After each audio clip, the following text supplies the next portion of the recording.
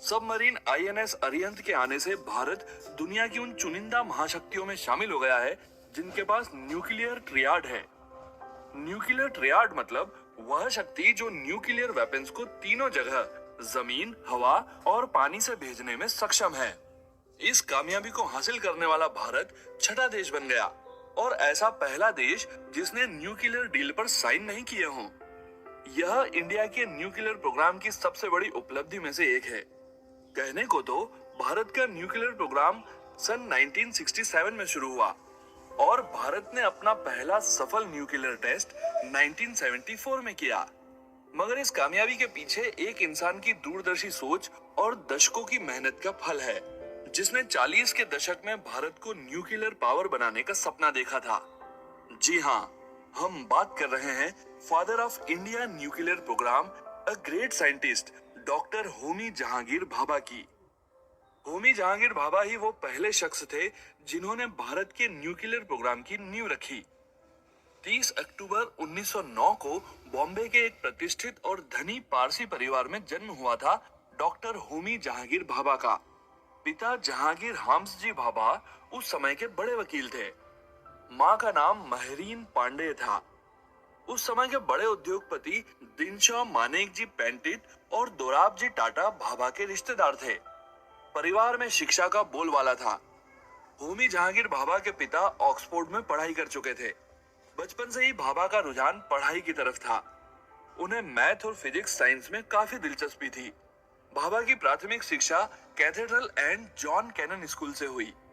15 साल की उम्र में उन्होंने उस वक्त के सबसे बेहतरीन स्कूल एल्फिस्टन स्कूल से सीनियर कैम्ब्रिज एग्जामिनेशन पास किया ऑनर्स के साथ। इसके बाद उन्होंने साल 1925 में रॉयल इंस्टीट्यूट ऑफ साइंस में दाखिला लिया। पढ़ाई के साथ साथ होमी जहांगीर भाभा को आर्ट्स का बड़ा शौक था। उस समय वे काफी पेंटिंग्स बनाया भी करते थे। भाभा क्लासिकल म्यूजिक सुनना पसंद करते थे। साल 1927 होमी जहांगीर भाभा के लिए लाइफ टर्निंग ईयर साबित हुआ।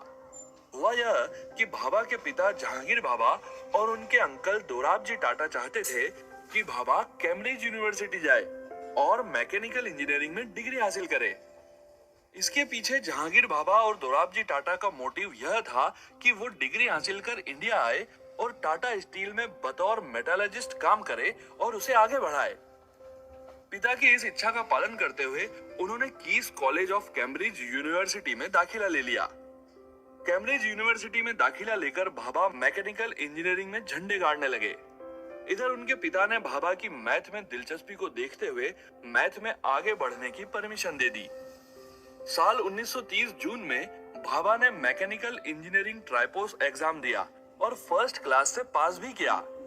ट्राइपोस एग्जाम कैम्ब्रिज यूनिवर्सिटी का सबसे कठिन एग्जाम था उस समय। एग्जाम पास करने के बाद भाभा ने मैथ में आगे की पढ़ाई जारी रखी और पॉल डियराक के अंडर उन्होंने मैथ ट्राइपोस एग्जाम पास किया। इसी दौरान उनका रुझान फिजिक्स साइंस की तरफ बढ़ने लगा और थियोरेटिकल फिजिक्स में डॉक्टरेट की मानद उपाधि के साथ कैवेंडिश लेबोरेटरी में काम कर रहे थे। उस समय कैवेंडिश लेबोरेटरी साइंस की दुनिया में हो रहे बदलाव का सेंटर थी। जेम्स चैडविक ने उच्च ऊर्जा वाले प्रोटॉन के साथ न्यूट्रॉन, जॉन काक्राफ्ट और अर्नेस्ट वॉल्टन ने लिथियम की खोज की थी और गामा विकिरण द्वारा इलेक्ट्रॉन पेयर्स और प्रोडक्शन ऑफ शावर को स्थापित करने के लिए पैट्रिक ब्लैकेट और यूसेफ ओचियालिनी ने क्लाउड चैम्बर का बना दिए थे। इन सारे इन्वेंशंस का भाभा पर काफी प्रभाव पड़ा और उन्होंने फिजिक्स पर ही पूरा फोकस करना शुरू किया। एकेडमिक कैरियर में शानदार प्रदर्शन करने का इनाम भाभा को स्टूडेंटशिप के रूप में मिला। साल 1931-32 में उन्हें इंजीनियरिंग के लिए सालोमोन्स स्टूडेंटशिप मिली और मैथमेटिक्स के लिए राउस बॉल ट्रेवलिंग स्टूडेंटशिप मिली। लगातार हो रहे इन्वेंशन से भाभा के फिजिक्स के लिए दृष्टिकोण में भी बदलाव आया। पहले उनका ध्यान ट्रेडिशनल फिजिक्स की तरफ था, पर 1933 में वे फिजिक्स के नए आयामों, न्यूक्लियर फिजिक्स, कॉस्मिक किरणों की तरफ देखने लगे थे। साल 1933 में उन्होंने अपना एक रिसर्च पेपर पब्लिश किया जिसका सब्जेक्ट था the absorption of cosmic radiation. यह पेपर काफी लोकप्रिय हुआ। भाभा की ख्याति साइंटिस्ट के रूप में होने लगी। इस पेपर के बाद भाभा को सर आइजैक न्यूटन स्टूडेंटशिप मिलने लगी। भाभा की कामयाबी का सिलसिला यहीं नहीं रुका। साल 1934 में उन्होंने राल्फ एच फ्लोर के अंडर थियोरेटिकल फिजिक्स में डॉक्टरेट की उपाधि प्राप्त की। इसके बाद भाभा ने साइंटिस्ट नील्स बोहर के साथ काम किया। साल 1935 में भाभा ने इलेक्ट्रॉन पोजिट्रॉन स्कैटरिंग पर रिसर्च पेपर पब्लिश किया। यह पेपर काफी पसंद किया गया। भाभा की गिनती बड़े बड़े साइंटिस्ट में की जाने लगी। इसी स्कैटरिंग को भाभा के नाम पर भाभा स्कैटरिंग के नाम से जाना जाता है। इसके बाद डॉक्टर होमी जहांगीर भाभा ने कई नामी साइंटिस्ट के साथ मिलकर कॉस्मिक किरणों पर कई रिसर्च पेपर दिए। साल 1937 में भाभा को सीनियर स्टूडेंट ऑफ 1851 एग्जीबिशन मिली, जिसने भाभा को कैम्ब्रिज में रहने में मदद की जब तक सेकेंड वर्ल्ड वॉर शुरू नहीं हो गया था। साल 1939 में डॉक्टर भाभा एक लंबी छुट्टी लेकर भारत वापस आए। इस बीच सेकेंड वर्ल्ड वॉर शुरू हो गया। फिर भाभा ने वापस कैम्ब्रिज जाने का फैसला टाल दिया और यहीं रुकने का फैसला किया। उसी साल उन्हें इंडियन इंस्टीट्यूट ऑफ साइंस के बतौर रीडर जॉब ऑफर हुई, जिसे भाभा ने स्वीकार कर लिया। उस समय इंडियन इंस्टीट्यूट ऑफ साइंस के चेयरमैन नोबेल पुरस्कार विजेता साइंटिस्ट सीवी रमन थे। इंडियन इंस्टीट्यूट ऑफ साइंस में रीडर के दौरान भाभा को महसूस हुआ कि देश में साइंस की स्थिति बहुत बेकार है। यहाँ कोई भी इंस्टीट्यूट नहीं है जो रिसर्च वर्क को प्रमोट करे। भाभा जानते थे कि अगर देश को आगे बढ़ाना है तो बिना साइंस के ये पॉसिबल नहीं है। उन्होंने देश में एक विश्व स्तर का इंस्टीट्यूट खोलने का फैसला किया, जिसके फाइनेंस के लिए उन्होंने उस समय के सबसे बड़े बिजनेसमैन दोराबजी टाटा को एक लेटर भेजा, जिसमें उन्होंने लिखा, भारत में इस समय थियोरेटिक और एक्सपेरिमेंटल दोनों तरह की फिजिक्स की फंडामेंटल समस्याओं में रिसर्च का कोई बड़ा स्कूल नहीं है। हालांकि पूरे भारत में सक्षम कार्यकर्ता बिखरे हुए हैं जो उतने अच्छे काम नहीं कर रहे हैं अगर वे उचित दिशा में एक साथ एक जगह पर लाए जाते हैं। यह भारत के हित में है कि फंडामेंटल फिजिक्स में रिसर्च का एक सशक्त विद्यालय हो। ऐसे विद्यालय के लिए न केवल फिजिक्स की लो डेवलप्ड शाखाओं में बल्कि उद्योग में तत्काल प्रैक्टिकल एप्लीकेशन की समस्याओं के अनुसंधान का आधार भी बनता है। यदि आज भारत में किए गए बहुत सारे शोध निराशाजनक या बहुत ही निम्न गुणवत्ता के हैं, तो यह पूरी तरह से उत्कृष्ट शुद्ध शोध कर्मियों की पर्याप्त संख्या के अभाव के कारण है, जो अच्छे शोध के मानक स्थापित करेंगे और सलाहकार मंडलों में निर्देशन क्षमता पर कार्य करेंगे। इसके अलावा जब परमाणु ऊर्जा को सफलतापूर्वक बिजली उत्पादन के लिए 1-2 दशक पहले कहा गया है, तो भारत को अपने विशेषज्ञों के लिए विदेश में नहीं देखना पड़ेगा, लेकिन वे उन्हें तैयार पाएंगे। मुझे नहीं लगता कि अन्य देशों में वैज्ञानिक विकास से परिचित कोई भी भारत में इस तरह के स्कूल की आवश्यकता से इनकार करेगा, जैसा कि मैं प्रस्तावित करता हूँ। जिन विषयों पर शोध और उन्नत शिक्षण किया जाएगा वे सैद्धांतिक भौतिकी होंगे, विशेष रूप से मौलिक समस्याओं पर लौकिक किरणों और परमाणु भौतिकी के विशेष संदर्भ में और ब्रह्मांडीय किरणों पर प्रायोगिक अनुसंधान। यह ना तो संभव है और ना ही नाभिकीय भौतिकी को लौकिक किरणों से अलग करने के लिए वांछनीय है, क्योंकि दोनों सैद्धांतिक रूप से जुड़े हुए हैं। इस लेटर को पढ़कर दोराबजी टाटा ने भाभा को इंस्टीट्यूट खोलने में मदद करने पर सहमति दे दी। बॉम्बे सरकार ने इस प्रोजेक्ट में हामी भरी और प्रोजेक्ट की जॉइंट पार्टनर बन गई। अप्रैल 1944 में बॉम्बे में 540 स्क्वायर मीटर में Tata institute of fundamental research की स्थापना हुई। इस इंस्टीट्यूट में सारे देश के साइंटिस्ट आते थे और रिसर्च करते थे। उस समय डॉक्टर भाभा की पहचान विश्व के बड़े साइंटिस्ट में की जाती थी। उनके आग्रह पर बड़े साइंटिस्ट इंस्टीट्यूट आते थे और अपना अनुभव जूनियर साइंटिस्ट के साथ शेयर करते थे। डॉक्टर भाभा का प्लान था कि हम न्यूक्लियर पार्टिकल्स का उपयोग ऊर्जा बनाने में कर सकते हैं। उन्होंने अपनी रिसर्च में बताया था कि एक छोटा सा न्यूक्लियस पार्टिकल्स सालों साल चलने वाली बिजली दे सकता है। पर उस समय हालात ऐसे थे, अमेरिका ने जापान के हिरोशिमा और नागासाकी पर परमाणु बम गिराए थे, जिससे काफी तबाही हुई थी। तो लोग यह मानने को तैयार नहीं थे कि परमाणु का उपयोग बिजली ऊर्जा बनाने में भी हो सकता है। 15 अगस्त 1947 को देश आजाद हुआ और पंडित नेहरू देश के पहले प्रधानमंत्री बने। नेहरू जी भाभा की प्रतिभा और उनके फ्यूचर प्लान से परिचित थे। 1948 में जब एटॉमिक एनर्जी कमीशन बनी तो डॉक्टर भाभा इसके पहले चेयरमैन बने। साल 1948 में ही नेहरू जी ने भाभा को भारत के न्यूक्लियर प्रोग्राम का डायरेक्टर नियुक्त कर दिया और न्यूक्लियर वेपन्स के लिए काम करने के लिए कहा। साल 1950 में भाभा ने भारत का प्रतिनिधित्व किया IAEA कॉन्फ्रेंस में और साल 1955 में एटॉमिक एनर्जी के शांतिपूर्ण उपयोग के लिए बने यूनाइटेड कॉन्फ्रेंस के प्रेसिडेंट बने। इस बीच उन्होंने न्यूक्लियर वेपन्स के पक्ष में माहौल बनाना शुरू कर दिया। इधर TIFR का काफी विस्तार हो गया था। यहाँ फिजिक्स के साथ साथ केमिस्ट्री, मैथ, बायो, बॉटनी भी पढ़ाई जाने लगी। उस समय डॉक्टर भाभा को लगा था कि एक इंस्टीट्यूट में पढ़ाई और न्यूक्लियर रिसर्च करना संभव नहीं है। कॉमिक्स रेज और न्यूक्लियर के लिए एक अलग संस्थान की जरूरत है। इसके लिए उन्होंने प्रधानमंत्री नेहरू से बात की और भारत सरकार ने अलग संस्थान को मंजूरी दे दी। साल 1954 में बॉम्बे के पास ट्रॉम्बे में 1200 एकड़ जमीन संस्थान के लिए दे दी गई और इंस्टीट्यूट का नाम रखा गया atomic energy establishment Trombay AEET, जिसे बाद में डॉक्टर भाभा के सम्मान में इसका नाम बदलकर भाभा एटॉमिक रिसर्च सेंटर रख दिया गया।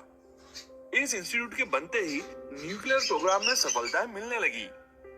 इधर एक समस्या आ खड़ी हुई डॉक्टर भाभा के सामने, फ्यूल की समस्या। रिएक्टर तो बन ही जाएगा पर उसको चलाने के लिए फ्यूल की आवश्यकता होती है और चुटकी भर यूरेनियम की कीमत करोड़ों में होती थी, ब्लैक मार्केट में उससे भी ज्यादा। भारत के पास उस समय यूरेनियम की मात्रा काफी कम थी और डॉक्टर भाभा जानते थे कि अगर भाभा को आगे बढ़ना है तो बाहर से मंगाए फ्यूल से बात नहीं बनेगी, हमें खुद ही फ्यूल के सोर्स डेवलप करने होंगे। इसके लिए भाभा ने 3 स्टेज न्यूक्लियर प्रोग्राम की बात कही।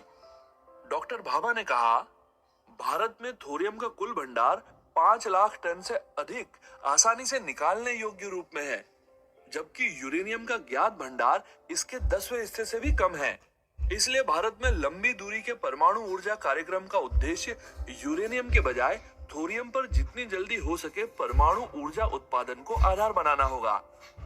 प्राकृतिक यूरेनियम पर आधारित परमाणु ऊर्जा स्टेशनों की पहली पीढ़ी का उपयोग केवल एक परमाणु ऊर्जा प्रोग्राम को शुरू करने के लिए किया जा सकता है। पहली पीढ़ी के बिजली स्टेशनों द्वारा उत्पादित प्लूटोनियम का उपयोग बिजली उत्पादन करने के लिए डिजाइन किए गए बिजली स्टेशनों की दूसरी पीढ़ी में किया जा सकता है और थोरियम को U-233 में परिवर्तित कर सकता है। यह अधिक क्षमता के साथ अधिक प्लूटोनियम में यूरेनियम को नष्ट कर सकता है। पावर स्टेशनों की दूसरी पीढ़ी को तीसरी पीढ़ी के ब्रिज पावर स्टेशनों के लिए एक मध्यवर्ती कदम के रूप में माना जा सकता है। डॉक्टर भाभा की इस थ्योरी को भारत सरकार ने मंजूरी दे दी।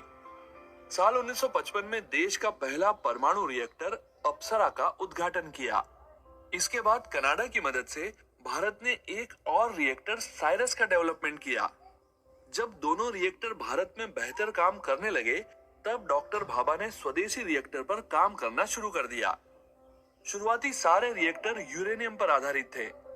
आज की तारीख में भारत तीसरी स्टेज के रिएक्टर यानी थोरियम बेस्ड रिएक्टर बनाने के काफी करीब है। थोरियम से चलने वाले रिएक्टर बनने से भारत की आज और आने वाली सदी की एनर्जी की रिक्वायरमेंट्स आराम से पूरी की जा सकेगी। रिएक्टर डेवलप करने के बाद भाभा का ध्यान गया एक ऐसे फील्ड पर जिसमें आजकल भारत का नाम पूरी दुनिया में शान से लिया जाता है। जी हाँ, अंतरिक्ष विज्ञान का क्षेत्र। डॉक्टर भाभा जानते थे कि फ्यूचर में एस्ट्रोनॉमिकल साइंस की बहुत जरूरत होगी और भारत को आगे बढ़ना है तो अंतरिक्ष विज्ञान में अपने झंडे गाड़ने पड़ेंगे। इसके लिए उन्होंने उस समय के बेहतरीन साइंटिस्ट और भारत के अंतरिक्ष कार्यक्रम के जनक डॉक्टर विक्रम साराभाई से कहा कि वे एक अलग इंस्टीट्यूट बनाएं और इस फील्ड में काम करें। इसके बाद विक्रम साराभाई अंतरिक्ष अनुसंधान केंद्र की स्थापना हुई। अगले कुछ साल भारतीय राजनीति के इतिहास में काफी अहम रहे। साल 1962 में इंडो चाइना वार हुआ, जिसमें भारत को बुरी शिकस्त मिली। डॉक्टर भाभा इस हार से बहुत आहत हुए। उन्हें लगने लगा था कि हमें अपनी सुरक्षा करनी है तो न्यूक्लियर बम जरूर डेवलप करने चाहिए। उन्होंने ये प्रस्ताव तत्कालीन देश के प्रधानमंत्री लाल बहादुर शास्त्री के सामने रखा। शुरुआत में शास्त्री जी ने इस प्रस्ताव पर असहमति जाहिर की। उन्हें लगता था कि एटॉमिक बम बनाने से युद्ध की तरफ बढ़ जाएगा देश। फिर डॉक्टर भाभा ने समझाया कि न्यूक्लियर वेपन्स को हम शांति स्थापित करने के लिए उपयोग कर सकते हैं। भाभा के अनुसार भारत परमाणु हथियार विकसित नहीं कर रहा था, लेकिन शांतिपूर्ण परमाणु विस्फोट PNE। शास्त्री ने अपने हिस्से के लिए पुष्टि की, मुझे नहीं पता कि बाद में क्या हो सकता है, लेकिन हमारी वर्तमान नीति परमाणु बम बनाने की नहीं है और यह सही नीति है। डॉक्टर भाभा के इस प्रपोजल पर शास्त्री जी ने सहमति दे दी। इसके बाद भाभा ने PNE प्रोग्राम में सहयोग के लिए अमेरिकी मदद पाने की कोशिश की। फरवरी 1965 में भाभा ने अमेरिका की यात्रा की और न्यूक्लियर कॉपरेशन पर सहयोग मांगा, जिसे अमेरिका ने मना कर दिया, क्योंकि अमेरिका नहीं चाहता था कि कोई भी उसके अलावा न्यूक्लियर पावर देश बने। वापस आकर डॉक्टर भाभा अपने इस मिशन में जी जान से जुट गए।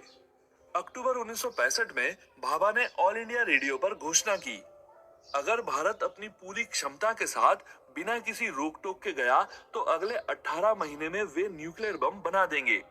इस घोषणा पर अमेरिका और बाकी बड़े देश संशय की नजर से देखने लगे थे, पर इस घोषणा से एक बात जाहिर हो गई कि डॉक्टर भाभा देश को न्यूक्लियर पावर स्टेट बनाने के लिए कितने तत्पर थे। साल 1966 जनवरी का महीना।